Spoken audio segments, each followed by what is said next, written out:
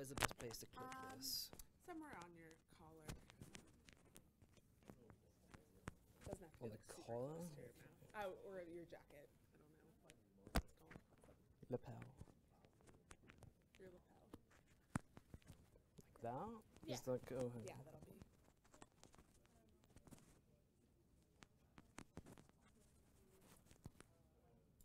Yeah, that'll be good. Mm. Just put that in your pocket. Cool.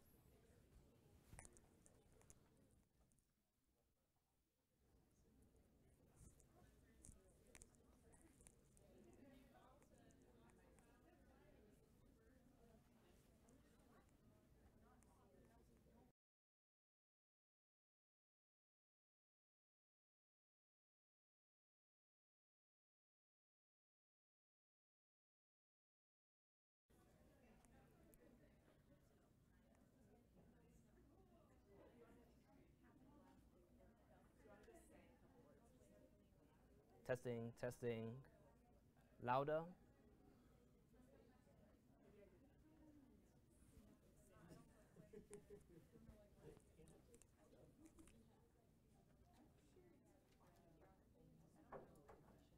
Okay, it should be good.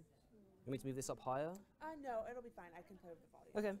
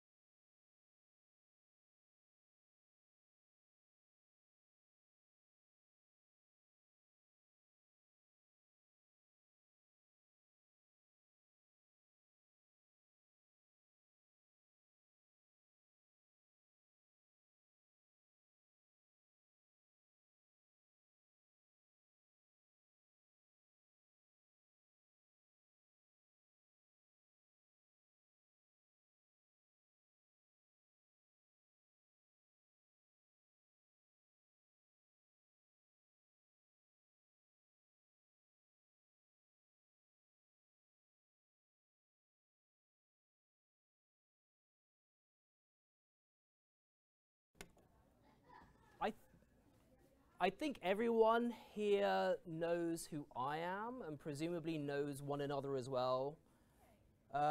Maybe we'll break with tradition for the first time ever, perhaps, and not do introductions. Is that okay with everyone? Yeah. Okay. So I'm just going to start and give the seminar. And two things for housekeeping at the beginning. One, this is the first time I've given this talk. I'm very excited to give it here. But also it's the first time I've given it, so please be gentle. I'm really looking for feedback because I'm starting to write up this work now. And although I'm going to be focusing on small-scale fishing, which is low technology, low capital fishing by individuals and households, as distinct from industrial or commercial fishing, you should all think of this as a general method for evaluating the role of social influence in socio-ecological systems. And the second thing is, I was very inspired by this notion of lightning talks, so I thought I'd try something different today. So I'm going to start off with a lightning talk to give you a quick introduction into this project, and then, as will probably become apparent, the bulk of the talk is going to be quite methodological. So those of you really not interested in that aspect, please listen for the first 5 or so minutes. Hopefully you'll get 80% of the work. If that does interest you enough, then hopefully you'll be able to pay attention for the rest of the talk. So with that said, let's start. So despite no personal experience on the matter, I've been assured that governing fisheries is challenging. And governing small-scale fisheries is especially challenging.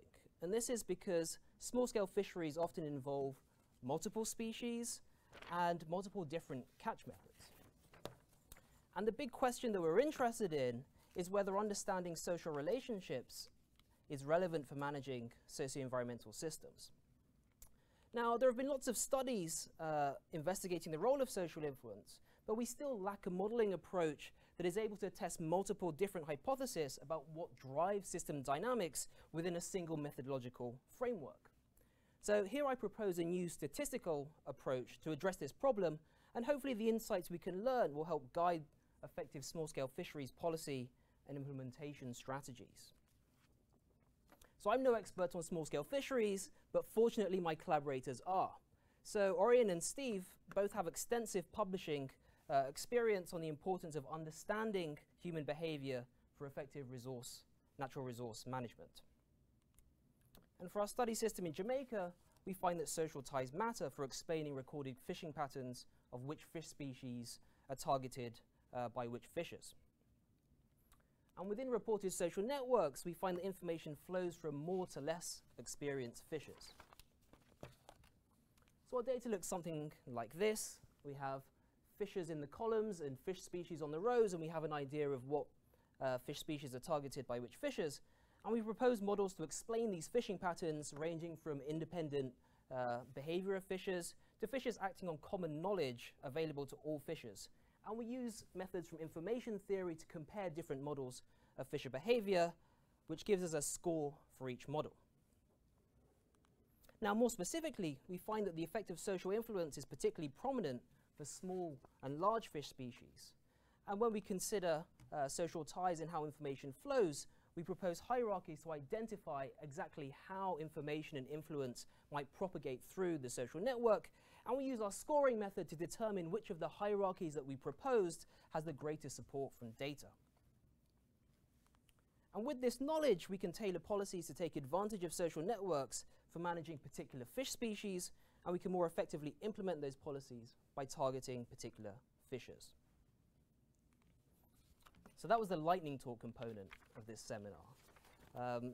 Here's an overview of the rest of the talk. So I'm going to start off by describing some of the data from the study in Jamaica, how we go about representing social ties using this method based on belief propagation networks, and how we model information flow as hierarchies. And then I'll talk about building statistical models that can vary by fish species traits, and finally determining whether the social ties reported by fishers are significant or not. And then I'll end by going into a bit more detail about some of the results that I just introduced. So first, the data. Well, small-scale fishing is an important source of sustenance and income for many households in Jamaica. And recently there was a mandate for co-management of fisheries. And these 2 points make Jamaica an excellent model system to explore the role of social influence in socio-ecological systems. And these are 3 of the conservation areas that were recently moved to a co-management system, and the data that we're looking at are collected from this particular fisheries site at Bluefields Bay. In terms of the data themselves, we have 3 general sets of data. The first is a food web of which fish species are located in the area, and there are 24 species altogether. An idea of the social ties among 122 fishers at Bluefields Bay, and then most importantly, this representation of fishing patterns. So which fish species the fishers target, and we have a total of 669 what I call interactions, or what the fishers identified as being fish species that they particularly target. So drilling down into that a bit more, we're going to focus on two of the traits of fish species: size, whether they're small, medium, or large, and price or market value, whether they're cheap or expensive. And we're not going to drill too much into the fisher attributes, but just to say that at Bluefields Bay, there are 5 main landing sites where fishers tend to locate and then fish from. And we also consider 4 different gear types: hook and line, fish pot, nets, spear guns, and some fishers use a combination of those different gear types. And as I mentioned, social ties are important, and we're going to consider 135 social ties among 89 fishers. So this is what the social network looks like. We built this using questionnaires conducted during personal interviews, where my collaborator Steve asked the fishers with whom they exchanged information about fishing. And I've divvied up the figure into the different landing sites, and the thing that you'll notice is most of the social ties are mainly within the landing sites. So that's just something to bear in mind as we go forward in developing the models. So now onto the models themselves. We use a technique known as belief propagation networks, which represents fishers as random variables, and these describe the probability that a particular fisher targets a particular fish species. So A, B, C, and D can be considered as fishers for the purpose of this modeling exercise. And we represent social ties as conditional dependencies between random variables, and this assumes that a social tie indicates that linked fishers, for example, A and C here, catch non-independent sets of fish species. And as I said at the outset, although we're dealing with small-scale fisheries, this approach can be used for any kind of socio-ecological system in which we believe social influence to be an important determining factor of system dynamics. So we can also assume some kind of directionality in the influence or information flow. And what do these arrows mean? Well, they define state tables for each fisher. And what does that mean? Well, consider fisher C here. The state table for fisher C is this, and the state table outlines a distinct probability for each possible situation or state. So the top row here, there is a specific probability of fisher C targeting a particular fish species if both fishers A and B also target that fish species. As we go down the state table, if one or the other of the two fishers on which C gets its information from does target that fish species, then there's a distinct probability. And if neither A nor B target a fish species, then there's a separate probability. And the next question is, how well does this representation of social relationships explain empirical data? And we use a concept from information theory called total length, which quantifies how well a belief propagation network compresses empirical data. In turn, we can calculate total length using a statistical estimator called normalized maximum likelihood. This is NML, normalized maximum likelihood. In the numerator, we have a likelihood for a model M and its set of probabilities or parameters given data, normalized by, in the denominator, the sum of all likelihoods, or the sum of likelihoods for all possible data sets with the same number of fishers and fish species. The idea is that a good model explains only the empirical data set well and all other data sets poorly. And we can contrast this with an overly simplistic model which explains all data sets, including the empirical one, just okay, and also contrast with an overly complex model which explains the empirical data set very well, but also other data sets very well, meaning that an overly complex model lacks any kind of discriminatory power. So we can write total length in terms of normalized maximum likelihood as the log to the base 2 of the normalized maximum likelihood. Now, taking logs of the fraction gives 2 terms, the likelihood and the log likelihood of the summation term at the bottom. And this term, this second term here, is a penalization constant known as the parametric complexity, and I particularly enjoy this term regret. And this has a nice closed form expression which we show in the paper here that can be computed very quickly. And I should note that shorter total lengths are better because it means greater compression of data. So is everyone with me so far about how we go about measuring the performance, what will ultimately be our score model? Yes, Rob? So the B is the data. So here we have a data matrix B for bipartite because they're two different classes, and we have a prime here representing this complete set of data matrices consistent with the original data set in terms of the same number of fishes and fish species. Yes, Chris?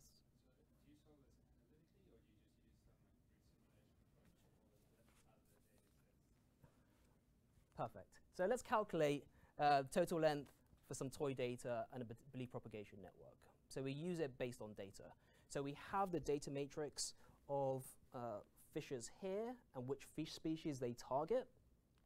We have a belief propagation network, and we have the state tables. I've ignored D for the time being, but as we're considering binary matrices, we can assume that the random variables are from Bernoulli trials, and in which case the maximum likelihood estimate probabilities are simply the fraction of ones normalized or divided by the total number of outcomes in the data set. So as an example, if we consider Fisher A, which doesn't depend on anything as far as the model is concerned, we look at the column for Fisher A, we can count the number of ones, we count the number of ones plus zeros, the total number of rows for A, and we get a probability of 6 out of 10. That's the maximum likelihood estimate probability. Similarly for B, we count the number of ones in its column, and we get 5 over 10, a half. Now if we consider Fisher C, which is a bit more complicated because it has conditional dependencies with both A and B, then we go through each state in turn. So for example, if both A and B target a particular fish species, so that's along a row, we look at those situations, and we again count the number of ones, in this case 4 ones. If we consider situations in which either A or B targets a particular fish species, we can look here for those scenarios and then count the number of ones, 2/3. And finally, if neither A nor B target fish species, then we have a separate probability, 0. Is that clear? That sort of answer will begin to answer your question about how this is done. Great. So now that we have a whole set of maximum likelihood estimate probabilities, if you recall that total length can be expressed as the likelihood of the model given data plus some penalization term, then for Bernoulli random variables, it's a very standard likelihood function based on the product of probabilities weighted by the numbers of ones and zeros observed for each probability. So here we have the likelihood, the product of the maximum likelihood estimate probabilities weighted to the number of ones, 1 minus a probability weighted to the number of zeros, and therefore taking logs, the log to the base 2 of the likelihood is equal to the sum of the weighted probabilities.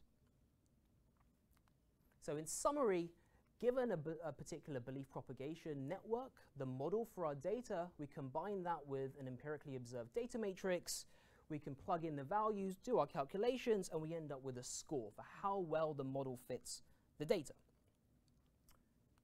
So I walked through this previous example with an arbitrary hierarchy, but if you recall, our raw data about social ties is undirected. So in principle, we can propose almost any kind of hierarchy to define the directionality of information flow. What we do use in practice is metadata to define these hierarchies. And we consider primarily 2 sources of metadata: the age of the fishes, which determines the flow of information or the proposed flow of information, and then also the experience of the fishes, so the time since they started fishing, as possible candidates for describing how information flows in this system. In addition to metadata, we can also use the social network itself, so certain properties to define the hierarchies. And in this case, we're using a measure of centrality to just look at the topological structure of the social network and ask, does that influence how information flows through the network? So centrality measures how important a fisher is with respect to how many incoming and outgoing arrows, and takes into account the whole structure of the network. And we use our total length, our score measure, to compare these different hierarchies. And as a sanity check, we also compare the score to the hierarchies reversed. So ideally, we'll find that the score is much higher for these ones based on some kind of reasonable hypothesis about how information is flowing, in contrast to the flipped version, which we hope will perform more poorly.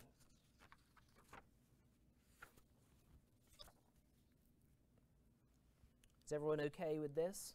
So calculating the score, and then now some hypotheses about information flow. Perfect. So now we're going to go on to building statistical models based on fish traits. So we can also apply these methods to subsets of the data matrix to see how well social ties explain particular parts of the matrix. So if you remember, these are the fishes here, and along the rows, there are different fish species that they might be targeting, and we can begin to partition these up into different groupings.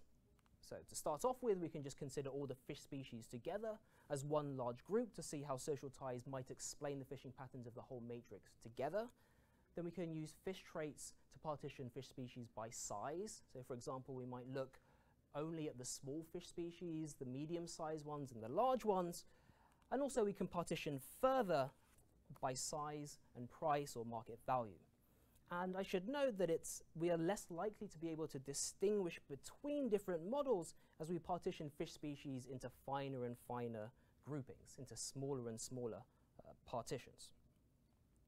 So this is a relatively straightforward and simple thing to be able to do. We just take the modeling approach and we apply it to each different set of data separately. And we can also add up all of the different parts of the score or total length measure to get one complete value for a model, given that we partition up the data in such ways. So in addition to partitioning by fish species, another thing we consider are different models of how the social network should be implemented in order to explain the data matrix. So we propose 3 models of fisher behavior that cover the full spectrum of potential behaviors of the fishes. So the first model is an independent model in which we have no conditional dependencies among fishes, so social ties are not necessary to explain fishing patterns if this ends up being the best model that we consider. A social ties model, which is what I've been discussing so far, which you pick a particular hierarchy, and then you can identify if this is the best model. You can assume that social ties do in fact explain fishing patterns. And then the third and final model that we consider is one based on common information. So you'll notice that this is a fully connected network, and this has 2 interpretations. So given that there is common information shared by all fishers, one interpretation is that hierarchy on its own explains fishing patterns. So there is maybe some important fisher whom everybody knows, and they take their cue in terms of what they target from that fisher. The second interpretation is that environment is the main driver of fishing patterns, that there is some information based on the environment. It might be relative abundance of fishes in the area that determines what fishers end up targeting. So we look at these 3 different models, and again we can compare each model based on the total length, this score measure that I introduced earlier. So how can we tell if the social ties reported by the fishers, so during the interview process and in questionnaires, is the best representation of information flow? And we do this by testing the significance of reported social ties by comparing the total length of the reported social ties. So here, remember that shorter total length is better because it compresses data more. And we can also have a reference point, this independent model where there are no social ties in our model, to an ensemble of random social networks with the same number of social ties. So you can think of this as taking the empirically observed social network that we had and shuffling the social ties among different fishers. And we consider 2 ways of randomizing social ties. The first is the social ties can go between any 2 fishers, and then the second, more conservative way is assuming that fishers at the same landing site are the only viable places to randomize social ties. So if you remember earlier on, I showed you the picture of the social network and said that most of the social ties were located within the same landing site.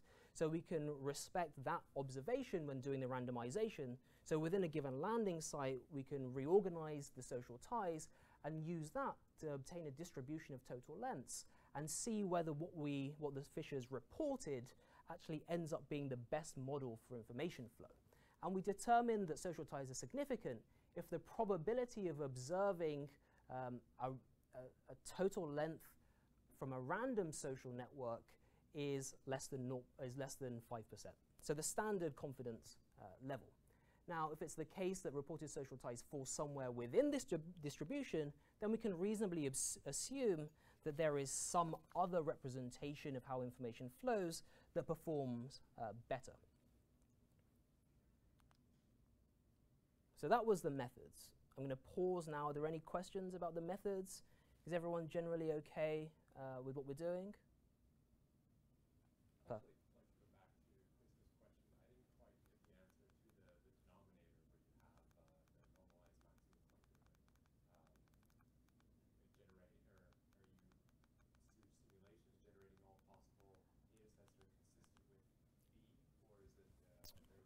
Okay, so this is, we'll start off, so this is the normalized maximum likelihood.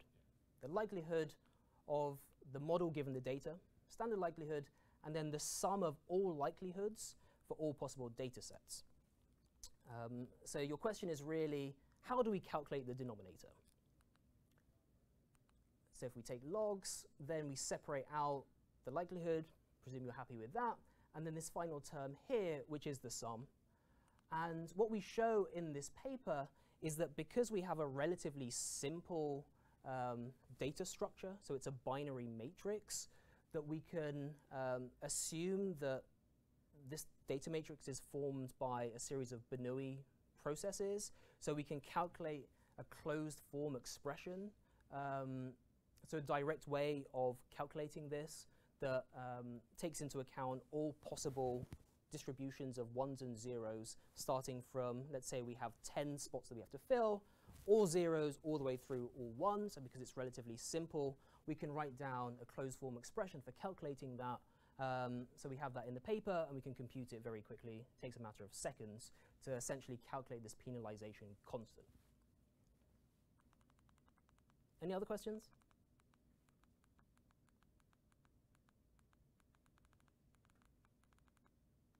Results.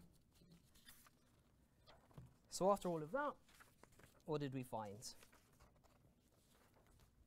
Well, when we consider all of the data together, the entire system together, we find that the social ties model performs the best, and the reported social ties are, in fact, significant. And what was interesting is we found a clear consensus among all of the different hierarchies that we proposed. So if we look at if you imagine a scale of total lengths, the social ties model, regardless of the hierarchy, consistently performs better than either the independent model or the common information model.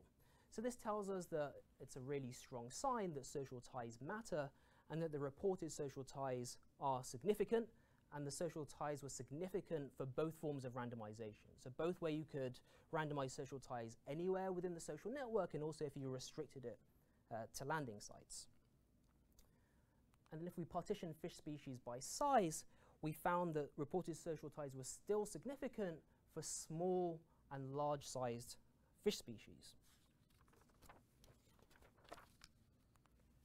And then, as we partition by size and price, recall that we're less likely to be able to reject more simple hypotheses. So, for example, the model of independent fisher behavior, as we partition it smaller and smaller groups, but we still see that the large and cheap fish species social ties matter, and the reported social ties were significant.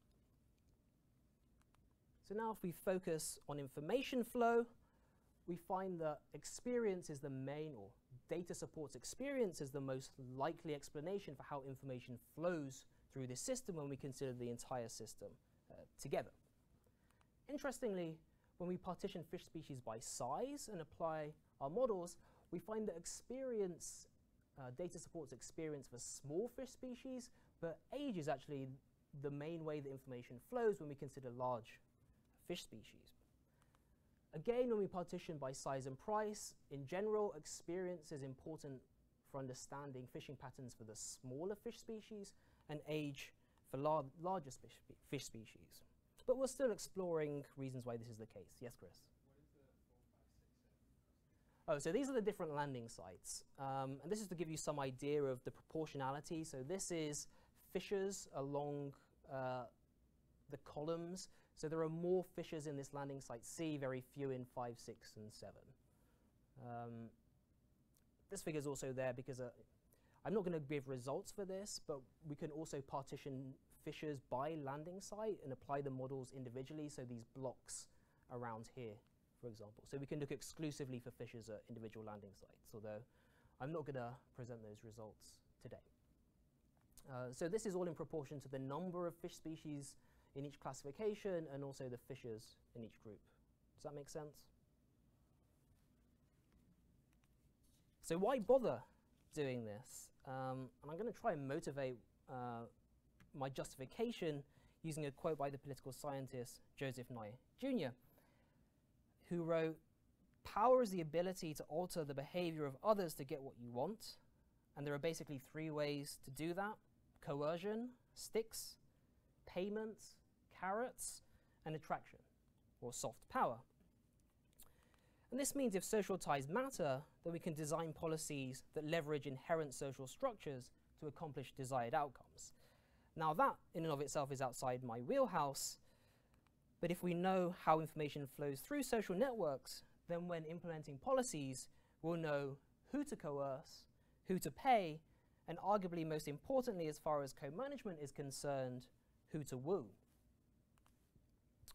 So in terms of next steps, we're going to compare the performance of social networks based on different types of social tie. For example, friendships, family, and probably most interesting, clubs. And by clubs, I mean informal groups, such as when fishers attend the same co-op meetings or community meetings about resource management, or even some informal monitoring schemes to prevent illegal fishing. And the second thing that we're interested in is to see if there's a difference if some of my friends, so if I'm C, if some of my friends are also friends with one another. So use our approach to compare this idea of motifs like triangles, which are formed by cyclic closure, a very popular idea in the social sciences literature. And this is to explore phenomena like social cohesion and whether or not it amplifies the effects of social influence in socio-ecological systems. So I've gone rather quickly, and we have plenty of time left for questions. Thank you for your attention.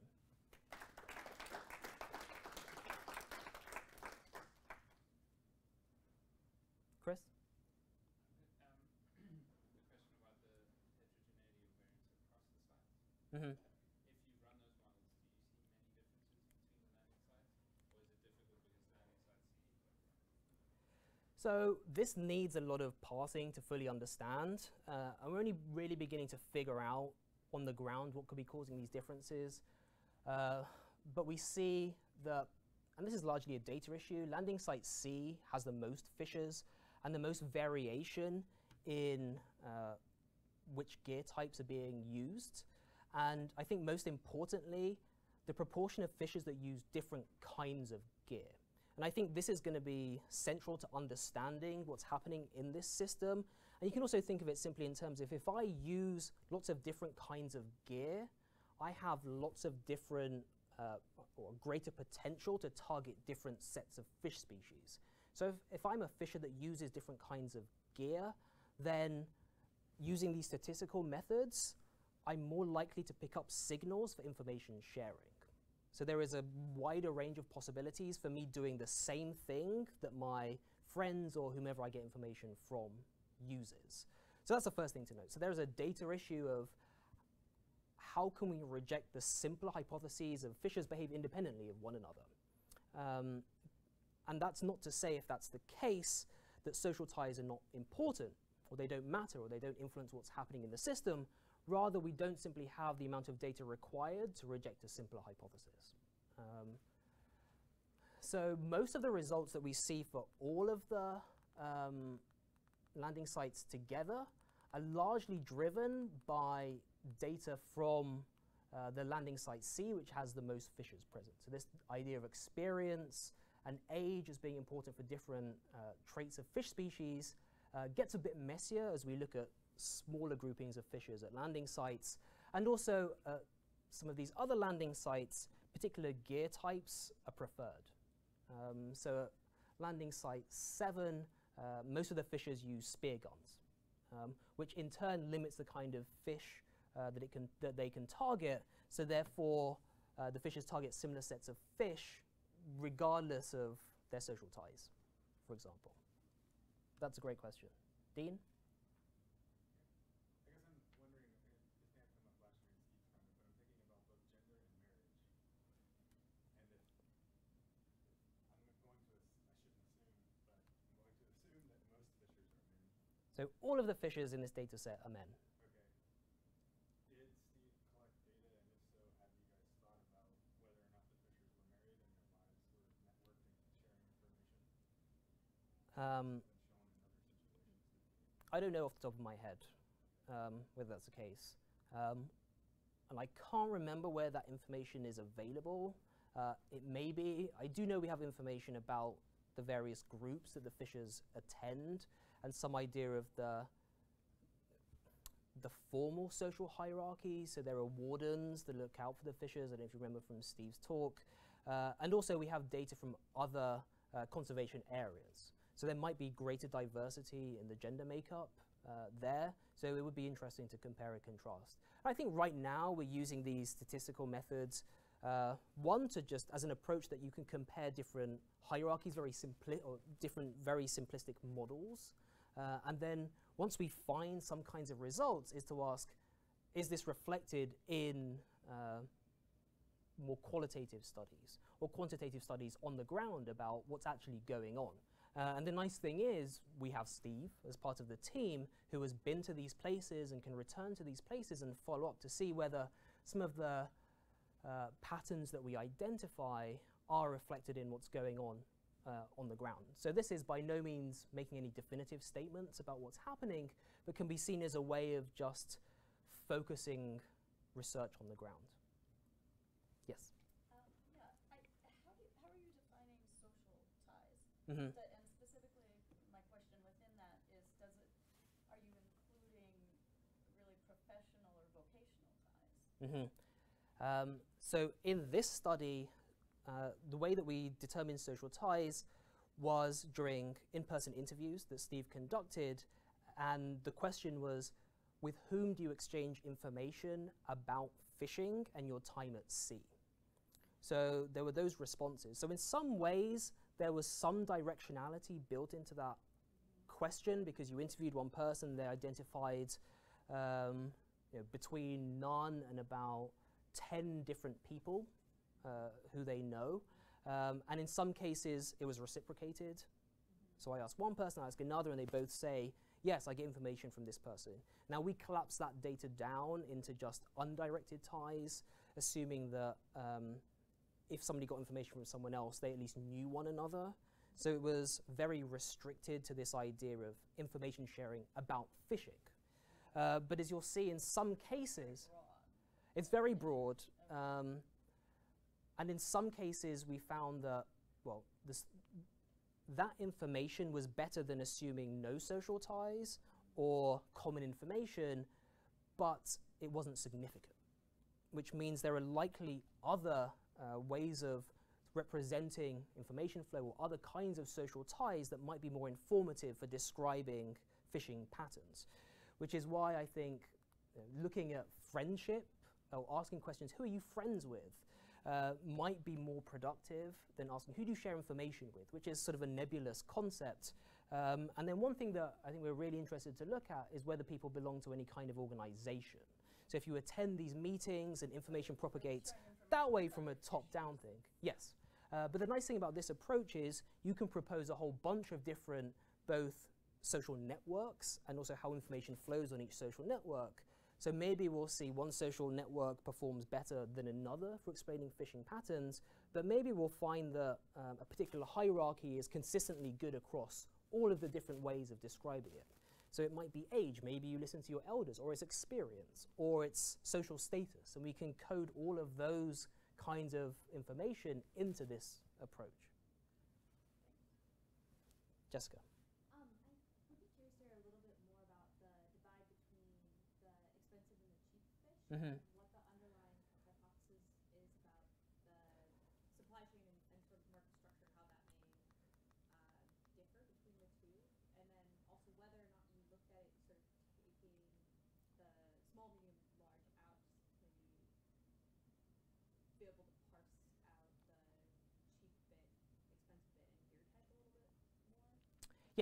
So that's a great question. We did all of those things, so it's relatively straightforward to just look at cheap and expensive fish and look at the performance of models individually for those groupings. The results were a bit messier than what I presented here, so we're still trying to understand better what could be causing it. In terms of general patterns, I'm wary to describe because you can always make ad hoc stories for why things are the case. But so there's as you say, there's going to be huge interplay between the gear types used, the types of fish you can target based on your gear type, and where you're located and who you know. And right now, I think it's a bit too messy. Sorry, for the first part of that question, I guess how cheap is cheap and how expensive is expensive? Basically, is expensive for tourists and or an international market and cheap for subsistence, or is it just one's a bit more expensive but is still sold primarily for Mm-hmm. So in this system, it's a combination of fishing for sustenance and there's a market. It's a local market. So the market values are on the ground. So where they're selling to other people in the region. So it's not part of a national or global fish market. So we used a relatively crude cutoff. Local markets, we just split it into two, cheap and expensive. So that also filters into why we might see, or for example here with the large expensive fish, which are the one that we're really interested in, we simply have a lack of data available to reject this hypothesis that they just fish essentially at random. But we've looked into that, but it's not clear cut. So the main message would be we need more data, but we can still apply those methods at that kind of resolution. But that's a great question. Yes, Margaret. This is sort of a general or a broader question, but I'm more familiar with like recreational anglers. Mm-hmm. There, it's very much about not sharing information. And I'm curious how you might apply this in such a setting. And, Mm-hmm. and then there's also, even with this, maybe not here, but there's issues of cheaters and Mm-hmm. how that influences information flow. I wonder if you could comment on that. Yeah, so that's really interesting. So here we've tried to take this more positive attitude of if you share information, you catch similar sets of things. So if you remember the probabilities, the general hypothesis is if more people are targeting particular fish species, then the probability is in general higher. But we can also assume the opposite. So we can start proposing collusion or information not sharing networks to ask, is that a better representation of fishing patterns? Do we see, and we kind of tried this, it's not the case in this system, but definitely within the approach, we can ask, is a better representation of social influence relationships in which you suppress information? Or if two fishes are linked together, they're more likely to catch dissimilar sets of fish. So we can take these social ties as a positive cohesion thing, and we can take the negative of that and ask, is this model of groups of people doing other things a better explanation of what we're seeing? So we can definitely build that in to what we're looking at. As to your point about cheating, that's something a bit harder to model, but we can begin to look at the social network and ask, are there any fishers that are isolated nodes? So they're just doing their own thing, and then using that as a way of beginning to look more closely. Why are they doing their own thing? Or why does the model suggest that they are different somehow? And are there any, or if we started to draw social ties, or quote-unquote social ties between those isolated fishers who don't report any social ties and other fishers, and we see if that explains the data better, then they would be prime candidates for cheaters, in that they are doing things very similar to others, but they're not reporting to us that they're listening in on any conversations or something like that. So it's definitely something we could look at, particularly when we look at larger data sets and across different regions. Any other questions, Dexter? Yeah, I guess it's related to two questions ago, and maybe Rob's question. So you proposed parsing by network type, friends, family, Mm-hmm. etc. And then you got the matrix and populate. You compare the empirically observed one to all the possible ones, but it's just yes, no. What if we're friends and we're in the same club? Mm-hmm. Like strong ties versus weak ties, and if you're parsing by network type, you might not see the additive effects of like, not only are we in this network together, but we're in this other network together, Mm-hmm. we're neighbors and we're whatever. So that's a great question, and that's something that we can definitely do. So once we have the networks, if you recall the state tables that I drew up, you can imagine extending out. So if you have A, B goes to C, you can have a particular type of social interaction, another particular type of social interaction.